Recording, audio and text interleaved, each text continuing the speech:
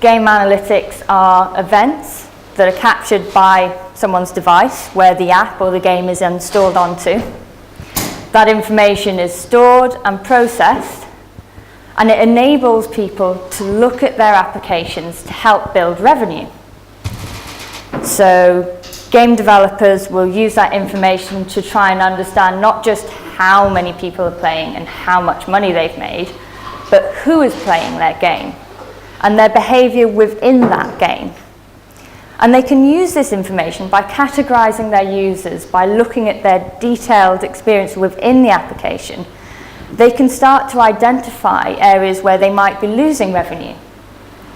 And they could see that after releasing an updated build of their game, that they suddenly see a drop in revenue. And then when they break that information down, they may find that at a particular level in the game, there's a huge drop in users. And they can delve further into that and say, well, all of these users share the same device. So it helps them to really nail down and get some evidence base on how to improve the game and how to improve that revenue. We might not be interested in revenue in public health, but we really are interested in making sure that people use our applications, are engaged with our applications, and also become advocates for them and help spread the word. So we took an entire year of formative research to talk to our target audience. And the same thing that came up time and time and time again, it's like, I am tired of this being campaigned as a gay disease. I am tired of everyone having this misunderstanding that it is only gay people that are affected by HIV. People need to know that if you're a woman, if you are straight, if you are young, if you're attractive, you're affected, you're at risk. They were hugely passionate about this. That's why we put it at the start. Why are these our target audience? Well, it's not because we think men are more likely to play games. We know that's not true. Because these guys are at the most risk of HIV transmission in the Philippines.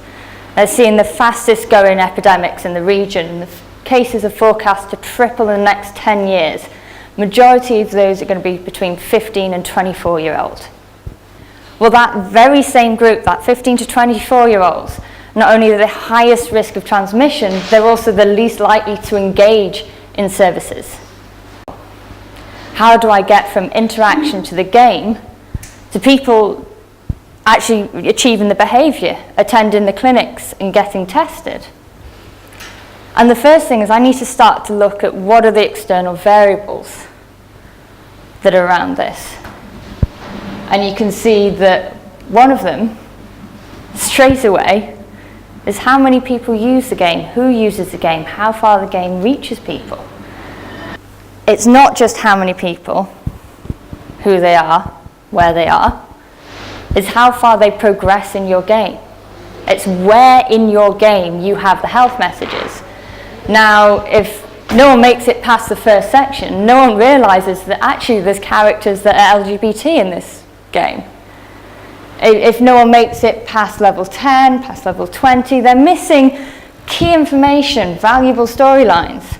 So straight away, if you're making a game with health messages that has 90 levels, where do your health messages need to be? Less than 50 since its launch have completed the game. So if I put my key health message, my one vital point, that defining moment of the game here, it's not going to work. My 3 top tips for game analytics in your mobile devices. Mobile games. Start with analytics right from the start. Know what questions you want to ask. Know your target audience. Know your game's purpose. And use that to define the game analytics, because that's going to affect your game design. You want to use a funnel analyzer to track people's progress. You need to know that's going to work in your game. Select metrics that will enable you to categorize your users. What works for one user base might not work for another. You might be able to find out some really interesting things. And as public health researchers, we want to know about the people who are using our interventions. We have a target audience in mind. It's important to us. So let's use what game developers have been doing anyway. And the last thing, and this goes with our a lot of the conversation we had before, be transparent with your users. And if you can tell me how, And if you can tell me the best way to do this, please do. Because a 20-page privacy policy document that is required for our game on the App Store doesn't work. Having it written in the description doesn't work. Having a message that pops up with the ability for the user to accept or decline with that information doesn't work, because in every beta testing session that I ran with the game, nobody realized the messages were there. They accepted them, and it was only after they accepted them that I asked them, did you see it? What did you think? Why did you accept? I wanted to play the game.